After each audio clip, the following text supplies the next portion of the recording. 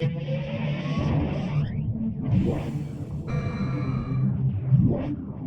everyone, so here we are with Modern Combat 5, Gameloft's latest Modern Combat release. Now things have certainly been given a big upgrade over Modern Combat 4. For starters, we have 4 customizable classes: the Assault, the Heavy, the Recon and the Sniper. We now have a skill point system which allows you to upgrade your particular character class to unlock better weapons, power, etc. Multiplayer makes a triumphant return, some might say. I won't know.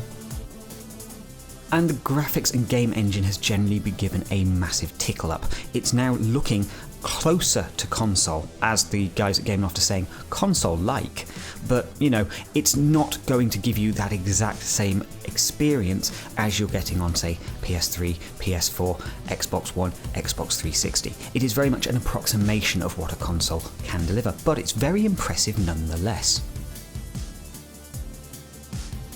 The gameplay is certainly fast and furious, and the game engine is managing to push those pixels around very well on the HTC One M8. The world at times, if you look a little closely, can seem a little flat. The texture quality, for instance, on buildings, not the best we've ever seen, but certainly for a mobile game, better than we would normally expect. The lighting model is more than sufficient, creating a really nice atmospheric shooter. However, the control system is still leaving a lot to be desired. Having tried it with the touch controls and also with a Moga Pro controller, I can tell you that the controls are rather floaty and at times they can feel a little bit laggy as well. There is certainly a few problems here with controller support with Modern Combat 5. The Moga controller, for instance, is not providing native support through Pivot currently. We've had to use a third-party hacked driver on our rooted M8. Even then, we found that the controls just are not good enough for a controller running a first-person shooter. Hopefully that will get patched in time and we'll get a much more responsive control system there. As for multiplayer, well, it's very much the same issue I had with Modern Combat 4. Why Gameloft insists on putting players from all around the world onto single matches is beyond me.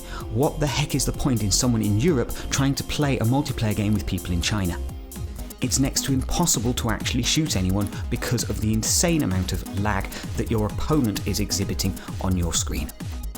So I'm afraid multiplayer is still a complete fail, and I have to wonder why they even bothered.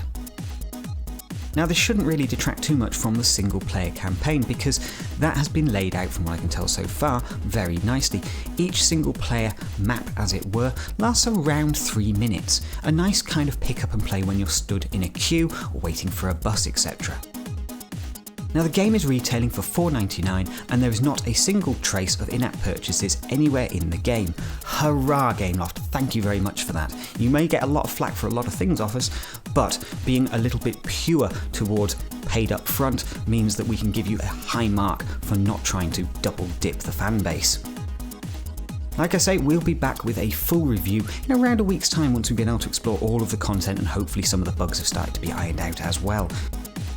If you're interested in controller support for Modern Combat 5, do take a look at a video we'll be uploading either later today or tomorrow, which will go through how to get the Moga Pro actually working with Modern Combat 5. As I say, it's not the best experience out there, but if you do want to use your controller, we can get that working.